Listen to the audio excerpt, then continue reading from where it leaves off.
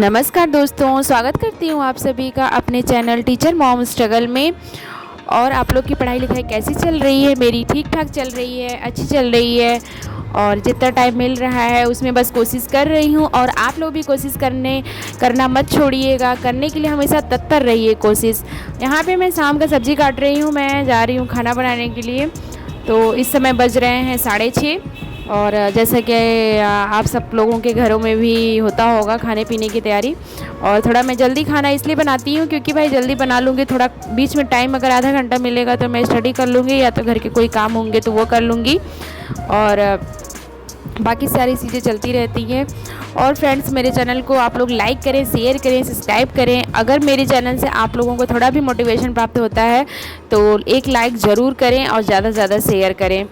और आप लोग कमेंट में ज़रूर बताया करिए कि आपको मेरा ब्लॉग कैसा लगता है। यहाँ पे सब्ज़ी मेरी लगभग पक गई है। मैं बहुत हड़बड़ी में थी क्योंकि अर्नव पीछे से बहुत परेशान कर रहा है, पता नहीं क्या उसको चाहिए, इतना उधम मचा रहा है और सारे घर को उसने फैला डाला है। बस मैं आ गई थी अपने रूम में क्योंकि आज मैं सुबह अपने रूम में झाड़ू नहीं लगा पाई थी, तो बस इस वजह से मैं खाना पीना बनाने के बाद आ गई हूँ अपने रूम में सफाई करने के लिए। और बस उसी के लिए मैं हूँ। और आंधी भी काफ़ी चल रही है तो धूल धक्कड़ भी काफ़ी भर गया है घरों में, तो बस उसी की साफ़ सफाई के लिए। हाँ, मेरे यहाँ साफ़ सफाई नहीं मिलती क्योंकि हमारा एक छोटा सा ही टाउन एरिया है जहाँ पे साफ़ सफाई करने वाली लोग नहीं मिलती, हमें खुद को ही करना पड़ता है। और ऐसा नहीं है कि मैं एफ़र्ट नहीं लगाती हूँ खोजने में, बस मुझे मिलती ही नहीं है यहाँ पे। यहाँ थोड़ा सा आउटर पड़ता है इस वजह से। और बाकी जो शहरी इलाके रहते हैं वहाँ पे तो मिल ही जाती हैं साफ़ सफाई वाली। यहाँ पे तो बस मैं बाहर भी झाड़ू लगाने लगी हूँ, काफ़ी धूल भर गई थी क्योंकि ये पूरा खुला हुआ है और बिल्कुल ये रोड के किनारे है घर, तो इस वजह से धूल धक्कड़ काफ़ी भर जाता है। बस यहाँ पे मैं लगी हुई हूँ। और आज बहुत ज़्यादा मुझे काम है, मुझे बहुत सारा टास्क पूरा करना है अपना स्टडी का। देखिए कैसे पूरा करती हूँ सुबह तक। अगर मैं 50% भी कर पाई तो मेरे लिए बहुत बड़ा योगदान रहेगा खुद के लिए, अगर मैं कर पाई तो। यहाँ पे अर्नव है, उन्हें भी मुझे उनका भी होमवर्क पूरा कराना है। जैसा कि आप लोग देख रहे हैं कि शरारत पे शरारत किए जा रहे हैं ये। और रात हो गई थी, मैं चेंज वगैरह करके आ गई थी, मैं खाली हो गई थी, खाना पीना सब लोगों ने खा लिया था। मैं किचन से खाली होकर के डायरेक्ट अपने रूम में आ गई खाना पीना खाने के बाद। और सोचा मैंने थोड़ा सा कि मैं अर्नव को थोड़ा पढ़ा लेती हूँ, उसके बाद मैं खुद पढ़ूँगी क्योंकि ना वो पढ़ने देगा और एक साथ तो हम माँ बेटे बिल्कुल नहीं पढ़ सकते हैं। आई थिंक कोई भी नहीं पढ़ सकता है बच्चों के साथ, क्योंकि वो बच्चे परेशान करते रहते हैं और समझ लीजिए कि वो अपनी ही जिद मनवाते रहेंगे। बस यहाँ पे अर्नव सो गया था और यहाँ मैं बैठ गई थी पढ़ाई करने के लिए।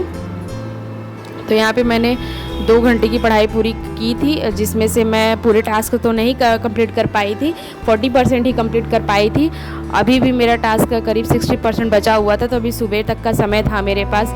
तो यहाँ पे मैं अपने हस्बैंड से भी बीच बीच में कुछ बातें कर रही थी और मुझसे कुछ पूछ रहे थे, मैं उन्हें बता रही थी, आप लोग माइंड मत करिएगा। और मेरे हस्बैंड कैमरे में आना पसंद नहीं करते हैं, इस वजह से मैं उन्हें नहीं लेती हूँ। और बस वो उधर बैठे हुए हैं, वो अपना काम कर रहे हैं, हम अपना काम कर रहे हैं। तो यहाँ पे बस चल रहा है। और फ्रेंड्स, एक बात और कहनी थी, किसी ने मुझसे कमेंट में पूछा था कि मैं कितने साल से तैयारी कर रही हूँ। तो मैंने पिछले ब्लॉग में आप लोगों को बताया हुआ है कि मैं 3 साल से तैयारी कर रही हूँ और मेरा ये दूसरा अटेम्प्ट होगा जो मैं दूँगी। और इस बार तो मैंने फॉर्म नहीं फ़िल किया है, लेकिन मैं 2025 वाला फ़िल करूँगी और बस उसी के लिए मैं लगी हुई हूँ। क्योंकि बीच जो मैंने पहला अटेम्प्ट दिया था उसमें मैंने अच्छे से तैयारी नहीं की थी, करंट अफेयर में मैंने बहुत ज़्यादा फोकस कर लिया था। इसके अलावा मेरे स्टैटिक पोर्शन जो थे वो छूट गए थे, स्टैटिक पोर्शन मेरा तैयार नहीं हो पाया था और इस वजह से मेरे मार्क्स अच्छे नहीं आए थे प्रीलिम्स में। करीब 25 मार्क्स मेरे कम थे क्वालिफाई करने में। तो इस वजह से सी सैट तो हो गया था, लेकिन जीएस का जो पेपर था उसमें मेरे मार्क्स काफ़ी कम थे, तो मेरे नहीं हो पाए थे। बस इसीलिए मैं मेहनत कर रही हूँ आगे के लिए। तो यहाँ मैं सुबह उठ गई थी और मैं नीचे चली गई थी। साफ़ सफाई करने के बाद, चाय बनाने के बाद मैं ऊपर आ गई थी। नहाने से पहले मैंने 1 घंटे की पढ़ाई की, 5 से 6। और उसके बाद मैंने अपना टास्क जो है लगभग कंप्लीट कर लिया था। 70% मैंने कंप्लीट कर लिया था, मैंने रीडिंग लगा ली थी। यहाँ पे मैं एमसीक्यू जो है वो सॉल्व करने का कोशिश कर रही हूँ ज्योग्राफी का। और ये किताब जो है ये लूसेंट की है और ये पूरी एमसीक्यू है और इसमें बहुत अच्छे से समझाया हुआ है, टॉपिक वाइज सारी चीज़ें समझाया तो नहीं है, MCQ है, लेकिन एक भी पोर्शन इसमें छूटा हुआ नहीं है। ये काफ़ी अच्छी किताब है। ये मैं सुपर टेट जब तैयारी कर रही थी तब से मैं ली हूँ और मैंने इसको बहुत बार रीडिंग लगाई है। तो बस उसी को मैं फिर से एक बार MCQ सॉल्व कर रही थी, क्योंकि बहुत दिन से मैंने किया नहीं था ज्योग्राफी।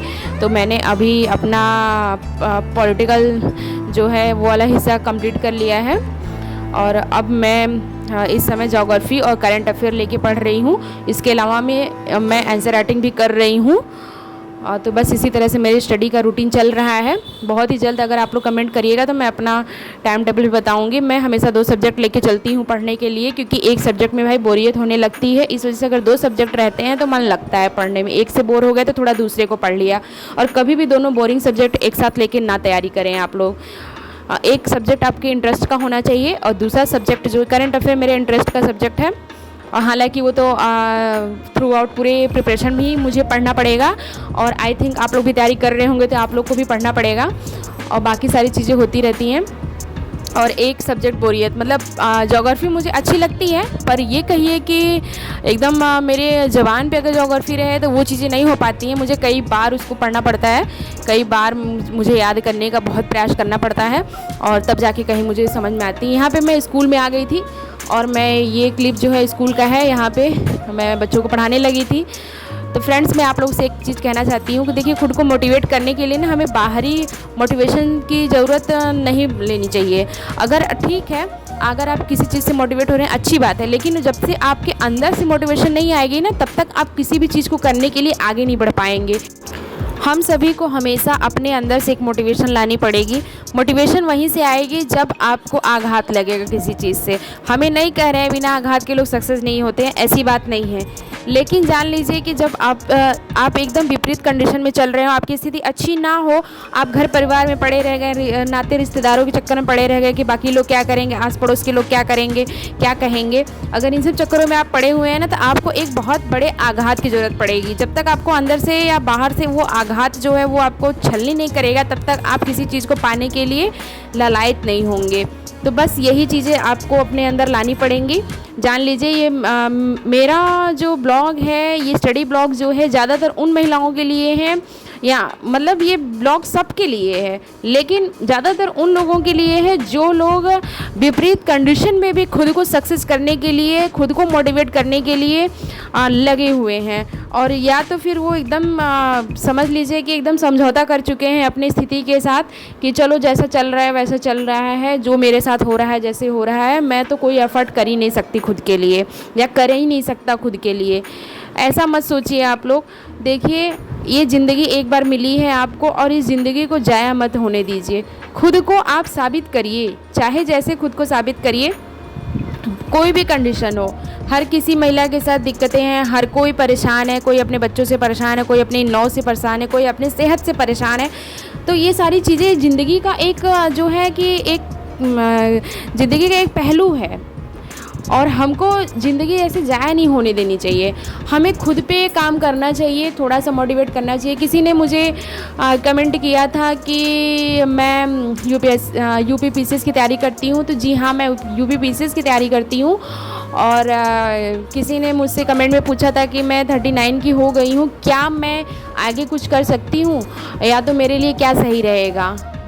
कोई दीदी ही थी, तो मैं उनके लिए एक चीज़ कहना चाहूँगी कि अगर आप अब से भी अगर आप कुछ करना चाहती हैं तो आपके लिए रास्ते हज़ार है। बस मन में आप ठाने रहिए कि उस चीज़ को बीच में लाके मत छोड़िए, या तो आर या तो पार। बस ये मन में ला करके कुछ भी अपना आप क्वालिफ़िकेशन देखिए, आपने क्या पढ़ाई की है, आपका इंटरेस्ट कहाँ पे है, वो चीज़ें करिए। क्योंकि एक एज पे आने के बाद चीज़ें ना हमको याद नहीं होती, हमें मेमोराइज़ करनी पड़ती हैं वो चीज़ें। देखिए 40 बहुत सारी ऐसी महिलाएं हैं जो 40, 39, 35, 37 में भी उन्होंने यूपी पीसीएस या यूपीएससी क्वालिफाई किया है।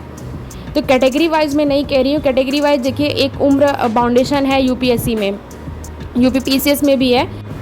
यहाँ पे मैं पढ़ रही हूँ, लेकिन पढ़ने ज़्यादा मैं सो रही हूँ। मुझे नींद आ रही है, लेकिन मेरे अंदर ये है कि मैं अपने स्टडी का जो टास्क मैंने बनाया है आज का, वो एटलीस्ट एक हिस्सा तो कंप्लीट हो जाए, बस इसीलिए मैं लगी हुई हूँ। अगर मेरे ब्लॉग को देख के आपको थोड़ा भी मोटिवेशन आया है तो आप लोग मेरे चैनल को ज़्यादा से ज़्यादा लाइक करें, शेयर करें, सब्सक्राइब करें और कमेंट में ज़रूर बताइए कि आपको मेरा ब्लॉग कैसा लगता है। इसी मोटिवेशन के साथ मैं आप लोगों से अलविदा लेती हूँ। आप लोग लगे रहिए, डटे रहिए, जब तक कि आप लोग वो चीज़ हासिल ना कर लीजिए। ठीक है, okay, bye bye, take care, love you, all of you.